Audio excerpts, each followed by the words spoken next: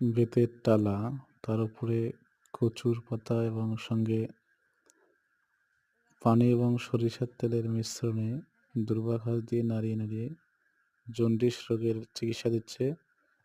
Jaundice ঝাড়ছে আরকি। এই ঝাড়ার মাধ্যমে রোগী তার জন্ডিস থেকে উপশম পাবে। জন্ডিস রোগ ভালো হবে দেখেন। পানি এবং তেল মিক্স হয়ে গেছে।